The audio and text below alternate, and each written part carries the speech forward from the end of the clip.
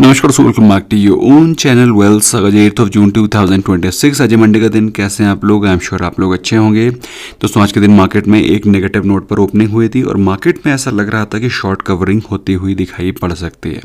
In fact हम लोगों ने 23,300 का कॉल ऑप्शन बाय करने की भी कोशिश करी थी, लेकिन हमारा ट्रेड ही एक्टिवेट नहीं हो पाया क्योंकि हमारे जो लेवल्स थे उसको ही ब्रेकआउट नहीं मिला। और अगर आप देखें तो Nifty 50 touched the levels of almost 23,250 levels, 23,250 तक के लेवल्स को उसने टच किया और वहाँ से फिर से रिट्रेसमेंट होकर के फिर से हमको उसी लेवल पर क्लोजिंग दिखाई पड़ी जिस लेवल पर ओपनिंग हुई थी। सो ओवरऑल एक नेगेटिव क्लोजिंग हुई है। ओवरऑल अगर आप देखें तो मार्केट में जो पॉजिटिव इंस्टेंस हमको दिखाई पड़ रहा था वो पूरा का पूरा नेगेटिव इंस्टेंस में तब्दील होकर के डे लो के आसपास क्लोजिंग हुई है। अब यहाँ पर मैं एक और भी चीज़ हाईलाइट करना चाहता हूँ जो कि आई होप आपने ऑब्जर्व करी होगी। जो आज की क्लोजिंग है अगर आप देखें 23,100, ये फिर से वही क्लोजिंग है जहाँ पर पूरे के पूरे गैप फिल होने के बाद अगर आप देखें तो गैप फिल तो आई थिंक 2-3 दिन पहले ही हो गया था जब 23,150 के लेवल्स ब्रीच किए गए थे। अब गैप फिल होने के बाद उस लेवल के नीचे क्लोजिंग देना एक बहुत ही नेगेटिव साइन है। तो मैंने दोस्तों कल के दिन भी आपको निफ्टी वीकली व्यू में भी ये बात बोली थी कि जीडीपी के डेटा को लेकर के आप बहुत ज़्यादा खुश मत होइए क्योंकि data always hides more than what it shows. तो आपको टेक्निकल्स पे ध्यान रखना और टेक्निकल्स आर स्टिल वीक।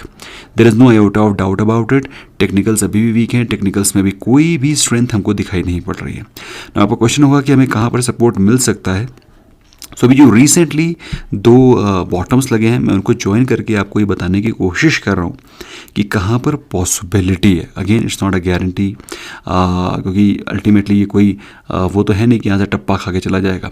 तो अगर आप देखें दोस्तों तो ये वो 2 लेवल्स हैं जहाँ से रिसेंटली जब लोअर लोज बन रहे हैं तो लोअर लोज में हम लोग को यहाँ से लो बना, पहला तो ये लो बना, फिर इसके बाद यहाँ पे लो बना, तीसरा लो यहाँ पर बन रहा है। तो इट मे सो हैपन कि यहाँ से हमको अराउंड 23,000 के लेवल से हमको बाउंस बैक दिखाई पड़े। बट खुदा न खास्ता अगर 23,000 के लेवल टूट गए तो फिर कहानी बहुत ज़्यादा गंभीर हो जाएगी, जो कि लेट मी टेल यू अभी भी गंभीर है, अभी भी वीक ही है। और ये चीज़ मैं ऑलरेडी आपको हाईलाइट कर चुका हूँ कि जो लोग इन्वेस्टमेंट करना चाह रहे हैं, बल्क में इन्वेस्टमेंट करना चाह रहे हैं, बल्क इन्वेस्टमेंट से बचें। सेंसेक्स निफ्टी बैंक के चार्ट को आगे स्टडी करते हैं। एक बार क्विकली नजर डाल लेते हैं दोस्तों आज के दिन हुआ क्या है। निफ्टी 50 में 244 पॉइंट्स की गिरावट के साथ क्लोजिंग हुई है। 23,123 एक्सट्रीमली वीक नोट पर क्लोजिंग हुई है। निफ्टी बैंक में 432 पॉइंट्स की गिरावट के साथ 54,000 पे क्लोजिंग हुई है। अब सिमिलरली निफ्टी बैंक में वो कहाँ पर सपोर्ट मिल रहा है उसको भी हम लोग डिस्कस करेंगे। वहीं बात करें हम लोग सेंसेक्स की तो सेंसेक्स में हमको 719 पॉइंट्स की गिरावट दिखाई पड़ी है। गिरा सेंसेक्स भी है अगर आप देखो 1%, गिरा मिड कैप इंडेक्स भी है 1.5%, निफ्टी 50 गिरा है 1% से ज़्यादा। निफ्टी बैंक जैसा कि कल हम लोग ने निफ्टी वीकली व्यू में डिस्कस भी किया था कि out of the major indices only Nifty bank is looking mildly strong. तो वही अगर आप देखें तो जहाँ सेंसेक्स मिड कैप और स्मॉल कैप इंडेक्स 1-1.5% के आसपास गिरते हुए दिखाई पड़ रहे हैं, निफ्टी बैंक सिर्फ 0.79% गिरा है। तो कंपैरेटिवली इन दोनों के कंपैरिजन में कम गिरा है। बट इसका मतलब ये बिल्कुल नहीं है, इसका मतलब ये निष्कर्ष मत निकाल लीजिएगा कि निफ्टी बैंक बुलिश है ना। मार्केट में बेयरिशनेस ओवरऑल बनी हुई है। गिफ्ट निफ्टी का जो सेकंड ट्रेडिंग सेशन है वो 30 पॉइंट्स पॉजिटिव ट्रेड कर रहा है। Nothing to be very cheerful about. वहीं बात कर रहे हैं हम लोग डाउ जोन्स में तो वहाँ पर हमको माइल्ड सी ग्रीनरी दिखाई पड़ रही है। यूरोपियन मार्केट्स में तो आफत कटी हुई है। अब दोस्तों माहौल मॉर्निंग में अगर आप देखें थोड़ा सा पॉजिटिविटी की तरफ बढ़ रहा था, रिकवरी दिखाई पड़ रही थी, एडवांसिंग स्टॉक्स धीरे धीरे करके बढ़ रहे थे। लेकिन मिड में क्या हुआ कि इजराइल और ईरान के बीच में इस प्रकार की न्यूज़ आने लगी कि भाई ईरान इजराइल पे गिरा रहा है, इजराइल ईरान पे गिरा रहा है और जो नेबरिंग कंट्रीज़ हैं वहाँ पर भी गोलीबारी हो रही हैं ईरान के द्वारा। तो एक नेगेटिव माहौल क्रिएट हुआ और अल्टीमेटली डे लो के आसपास मार्केट क्लोज हुई है। By the end of the day अगर आप देखें तो करीब 550 स्टॉक्स एडवांस कर रहे थे, उसके अगेंस्ट 2,500 स्टॉक मतलब ऑलमोस्ट क्लोज टू 1:5 का रेशियो हमको यहाँ दिखाई पड़ रहा है। कितने ज़बरदस्त तरीके से स्टॉक्स में डिक्लाइन दिखाई पड़ रहा था। अच्छा, विप्रो में आज के दिन 8.5% की गिरावट दिखाई पड़ी। बायबैक के समय पर इसको लेके जाया गया ऑलमोस्ट 210 के आसपास। विप्रो के चार्ट को हम लोग स्टडी करेंगे और अभी आज के दिन 8.5% गिरा दिया गया। दोस्तों ये मार्केट में जो छोटे मोटे मैनिपुलेशन है वो होते रहते हैं। अगर आप देखें तो आपको लग रहा होगा कि विप्रो जैसी कंपनी में को कौन मैनिपुलेट करेगा, नहीं, उसको भी मैनिपुलेट किया जाता है। जैसा कि आप देख पा रहे हैं, जियो फाइनेंस 3.5% डाउन था, एटर्नल, श्रीराम फाइनेंस, हिंडाल्को ये लूजर्स थे। भागने वाले स्टॉक्स में मैक्स हेल्थ था 3% अप। इनफैक्ट हॉस्पिटल स्टॉक्स में काफ़ी पॉजिटिव आउटलुक निकल करके आ रहा है, उसके चार्ट को भी स्टडी करेंगे हम लोग, मैक्स हेल्थ को भी। Power Grid, Tech Mahindra, BEL, Nestle were the other top gainers. वहीं बात रही लास्ट एक हफ्ते की आउट परफॉर्मर्स के बारे में, मैक्स हेल्थ 4.5% अप है और लास्ट एक हफ्ते में टूटने वाला स्टॉक्स की लिस्ट में लीड कर रहा है Wipro 11% down. Titan, Infosys, Apollo hospital, SBI are the other top out performers. Under performers में NTPC, Bajaj Finserv, Tata consumers, UltraTech cement शामिल हैं। वहीं एक्यूमुलेशन के बारे में बात करें तो पिछले दिन के कंपैरिजन में हमें जहां पर ज़्यादा एक्यूमुलेशन दिखाई पड़ रहा है उसमें है रिलायंस के चार्ट को भी स्टडी करेंगे। ITC, Grasim, Bharti Airtel, Titan ये वो स्टॉक है जहां पिछले दिन के कंपैरिजन में हमें हायर डिलीवरी परसेंटेज दिखाई पड़ रहा है। अच्छा, वहीं हम लोग बात करें मिड कैप और स्मॉल कैप इंडेक्स के बारे में तो CCL products was 8.5% up, cart rate 5.5% ऊपर था, कैप्लिन पॉइंट, जायडस, सिंजीन ये गेनर्स थे। लूजर्स में नेटवेब था 8.5% डाउन।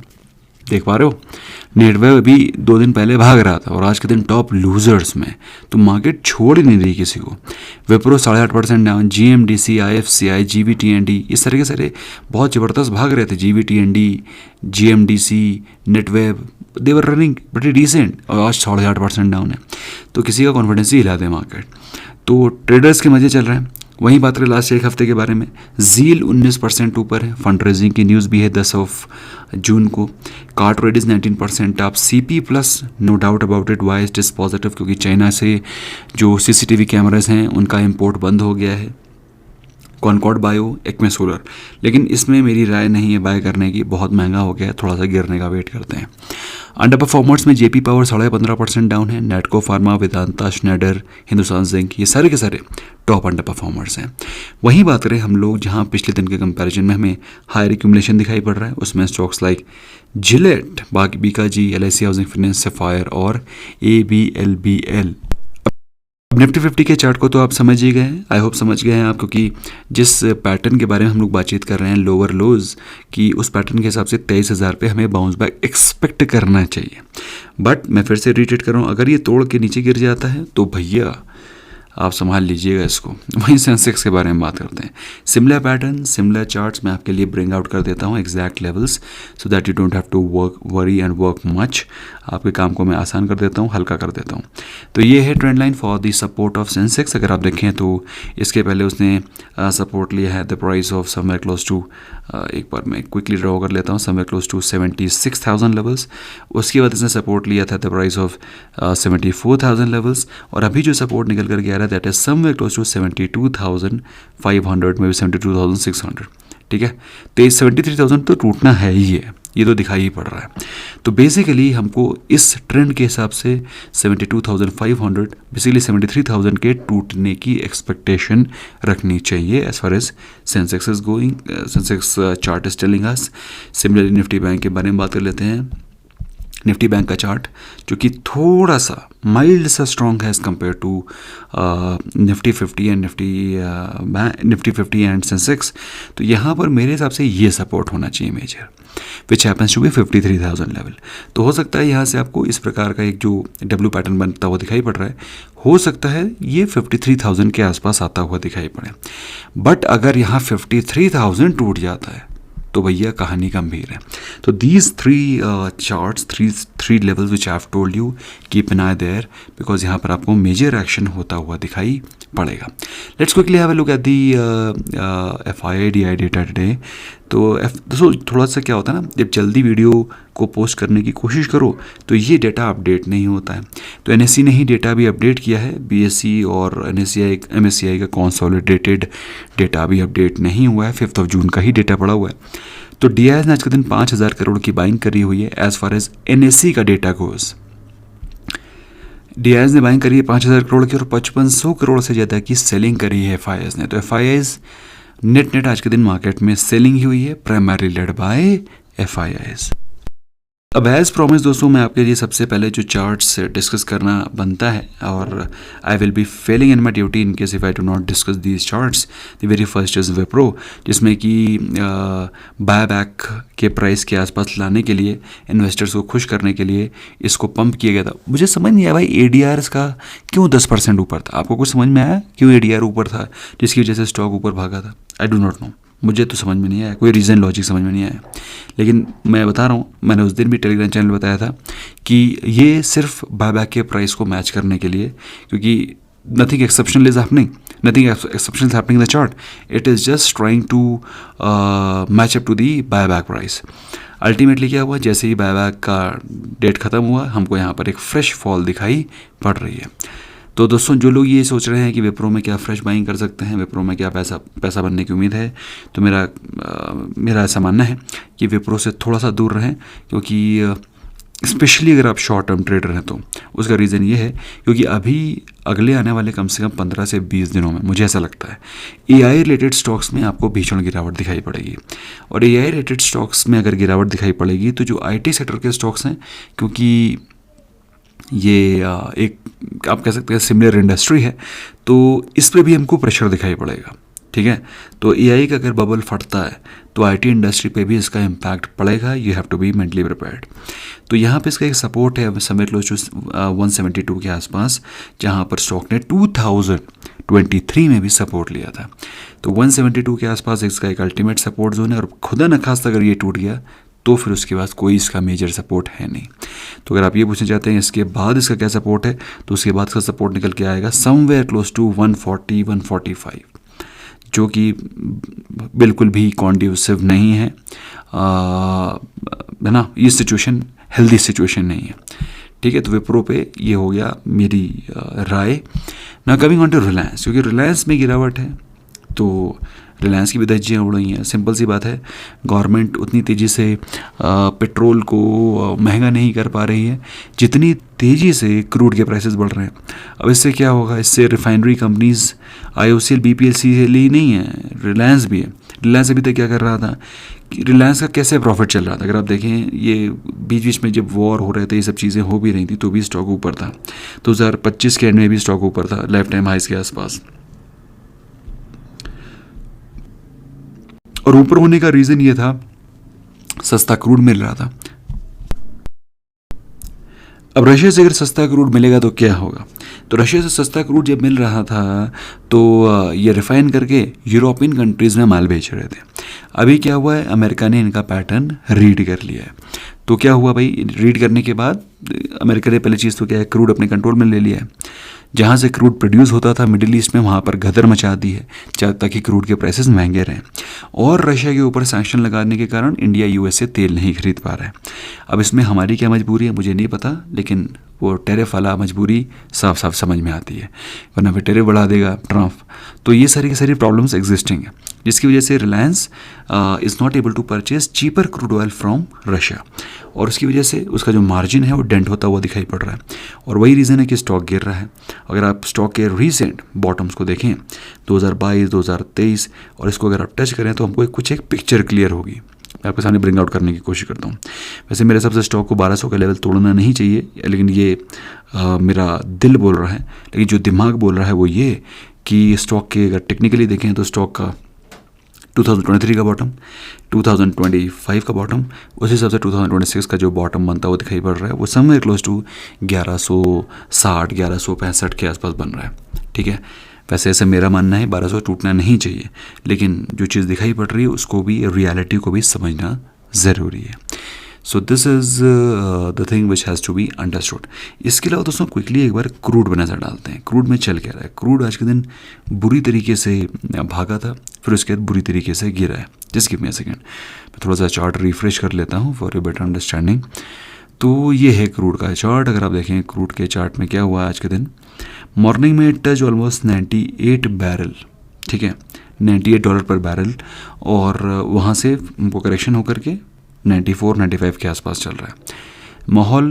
जैसे कि मैंने आपको बताया था, वैसे तो क्रूड का चार्ट वीक है, निफ्टी वीकली व्यू में यही बात बोली थी मैंने, लेकिन ट्रम्प अगर कुछ बोल देगा तो उसमें मैं कुछ कर नहीं सकता। Overall chart of crude is still looking weaker only. अब एज़ प्रॉमिस दोस्तों एक चार्ट और मैंने आपको स्टडी करने के लिए प्रॉमिस किया था, वो है नेटवेब का चार्ट, क्योंकि ये बहुत बढ़िया चल रहा था अभी रिसेंटली। और अगर आप देखें तो स्टॉक के जो टारगेट्स थे वो टारगेट्स तो अचीव किए, लेकिन स्टॉक में अभी हमको जो रिट्रेसमेंट दिखाई पड़ रहा है ये हुआ, ये कंप्लीट, उसके बाद इसने रिट्रेस किया और ये कब उसने कंप्लीट कर दिया है। अभी यहाँ पर हमको ब्रेकआउट की एक्सपेक्टेशन रखनी चाहिए, ठीक है। और यहाँ से स्टॉक में जो एक्सपेक्टेशन हमको रखनी चाहिए इस ब्रेकआउट के बाद और 3,000-1,500 के बाद यहाँ पे ऑलमोस्ट 58,000 से लेकर के 6,000 तक के लेवल्स। लेकिन ये तब होगा जब मार्केट थोड़ा स्टेबलाइज होगी। अगर यही रिलेटेड स्टॉक्स में हमको प्रेशर दिखाई पड़ेगा, टेलीकॉम स्टॉक्स में प्रेशर दिखाई पड़ेगा, तो नेटवर्क बेचारा क्या करेगा। बट अल्टीमेटली अगर आप इस पैटर्न के टारगेट को देखें तो इस पैटर्न के टारगेट से जो टारगेट बन रहा है वो है 6,000 का।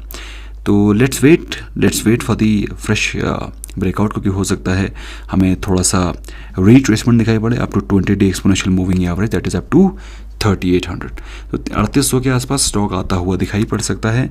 मेंटली प्रिपेयर रहिए, क्योंकि 20 डे का जो मूविंग एवरेज का जो रिट्रेसमेंट होता है ना, वो एक हेल्दी रिट्रेसमेंट होता है। उसको लेकर के बहुत ज़्यादा आप चिंतित मत होइए, क्योंकि उससे पहले भी अगर आप देखें तो stock 20 day exponential moving average के आसपास आता रहा है। और 20 डे एक्सपोनेंशियल मूविंग एवरेज का जो लेवल होता है वो बहुत ही हेल्दी करेक्शन होता है। अच्छा, अभी बिल्कुल मत भूलिएगा कि हम लोग मैं जनरली भूल जाता हूँ, क्योंकि इतने सारे स्टॉक्स में डिस्कस करता हूँ, आई टेंड टू फॉरगेट कि कौन से स्टॉक्स मैंने प्रॉमिस किए थे स्टडी करने को। बट जो मुझे याद रहते हैं उनको मैं डिस्कस कर लेता हूँ। उनमें से एक स्टॉक है अपोलो हॉस्पिटल। अगर अपोलो हॉस्पिटल को देखें दोस्तों, अपोलो हॉस्पिटल में जो ट्रेंड बना हुआ है बहुत पॉजिटिव है और ये ट्रेंड कंटिन्यू रहने की उम्मीद है। और अगर आप मुझे पूछें ऐसा क्यों और ऐसा कैसे है, तो उसको मैं चार्ट की वजह से समझाऊँगा। तो अब आप के सामने ये इसका रेजिस्टेंस है ना। तो अगर आप इसके रेजिस्टेंस को टैप करें, मतलब प्लॉट करें, तो आपको समझ में आएगा। जस्ट गिव मी अ सेक, मैं आपका काम थोड़ा हल्का करना चाह रहा हूँ ताकि आपको इतना भी काम ना करना पड़े, ठीक है। तो अगर आप देखें तो स्टॉक का जो चार्ट स्ट्रक्चर है काफ़ी पॉजिटिव दिखाई पड़ रहा है। और नीचे के लेवल से नीचे अपना ड्रॉ कर लेना अपने टाइम पर, तो ये इसका नीचे का सपोर्ट है, ठीक है। ये इसका सपोर्ट है। अगर आप देखें तो स्टॉक इस चैनल में चलता है, यहाँ सपोर्ट रेजिस्टेंस, और यहाँ पर फिर से सपोर्ट के लिए स्टॉक आता हुआ दिखाई पड़ सकता है। ये चार्ट मैं पहले भी डिस्कस कर चुका हूँ। तो यहाँ पर स्टॉक थोड़ा मोड़ा रेजिस्टेंस फेस करेगा। हो सकता है स्टॉक यहाँ पर 20 डे एक्सपोनेंशियल मूविंग एवरेज के आसपास आ जाए या 50 डे एक्सपोनेंशियल मूविंग एवरेज के आसपास आ जाए। और मैंने उस दिन, मुझे बहुत अच्छे से याद है, मैंने ये बात फिर से बोली थी कि अगर ये स्टॉक आपको 7,200 से 7,500 के आसपास आके मिल जाता है, डू नॉट मिस आउट, ठीक है। Overall chart structure is still strong. Now coming on to Max Health को भी स्टडी कर लेते हैं। मैक्स हेल्थ को अगर आप देखें तो स्टॉक आज के दिन 3% के आसपास ऊपर था। अपोलो हॉस्पिटल के कंपैरिजन में ये स्टॉक फंडामेंटली उतना स्ट्रॉन्ग नहीं है, और यही रीज़न है कि स्टॉक लाइफ टाइम हाइज के आसपास से काफ़ी करेक्टेड है। 1,300 रुपये इसका लाइफ टाइम हाई है और अभी स्टॉक 1,000 के आसपास चल रहा है। बट स्टॉक का चार्ट स्ट्रक्चर काफ़ी पॉजिटिव दिखाई पड़ रहा है। स्टॉक डबल बॉटम बनाता हुआ दिखाई पड़ रहा है। यहाँ से स्टॉक में अपसाइड की पॉसिबिलिटी काफ़ी ज़्यादा है। 1,100 से 1,300 तक की अपसाइड की एक्सपेक्टेशन आपको स्टॉक में रखनी चाहिए। B mentally prepared. क्योंकि आरएसआई वगैरह में भी स्ट्रेंथ आ गई है। अगर आप देखो आरएसआई में स्ट्रेंथ आ गई है, स्टॉक अभी पिकअप करना शुरू कर रहा है। So that is all from my side friends. I hope I have been able to answer most of your queries. Gold और सिल्वर में भी गिरावट दिखाई पड़ रही है। गोल्ड और सिल्वर के प्राइसेस में अगर आपको गिरावट दिखाई पड़ती है तो एक ही दो स्टॉक हैं जिनको कि बेनिफिट मिलेगा, जिसमें कि एक है कल्याण ज्वेलर्स, क्योंकि गोल्ड की बाइंग बढ़ेगी, है ना, रिटेल में बाइंग बढ़ेगी, तो ये चीज़ें हैं। ये अलग बात है कि उनका थोड़ा रेवेन्यू ड्रॉप होगा। बट अगर आप इसको देखें कल्याण ज्वेलर्स को, तो 200 वीक एक्सपोनेंशियल मूविंग एवरेज के लेवल पर आ गया है। ये स्टॉक 1-1.5 साल पहले ट्रेड कर रहा था 750 रुपये के आसपास। 750 का शेयर कहाँ आ गया है? 350 पे। तो जो लोग लॉन्ग टर्म के इन्वेस्टर हैं, मेरे हिसाब से डिसेंट प्राइस पर स्टॉक आ गया है। अगर बाई चांस ऐसे कोई गिरावट होती है तो ग्रेट एक्यूमुलेशन अपॉर्चुनिटी। ना एक बार ट्विक इस पर नज़र डाल रहे हैं तो टाइटन पे भी एक बार नज़र घुमाई देते हैं। टाइटन तो दिस इज टाइटन आज के दिन 2% के आसपास नेगेटिव था, बट टाइटन में वैल्यू नहीं है। टाइटन को थोड़ा और गिरना चाहिए। टाइटन को कम से कम 3800 के आसपास आने दो, उसके बाद इसको डिस्कस करेंगे। और अगर आप चाहें तो 3800 के आसपास इसको बाइंग कर सकते हैं, बट अभी तो कोई चांस ही नहीं है, नो चांस। जनरली ये अपने 200 वीक एक्सपोनेंशियल मूविंग एवरेज के आसपास आता है। अगर आप देखो तो 25 में आया है, 22 में आया है, तो थोड़ा वेट करने में ही फ़ायदा है। That's all from my friends, thank you so very much. हमसे जुड़ना चाहते हैं, मेंबर बनना चाहते हैं, लिंक डिस्क्रिप्शन में है, या फिर आप हमारे व्हाट्सएप पे भी कॉन्टैक्ट कर सकते हैं 9707531979। See you there, bye bye for now.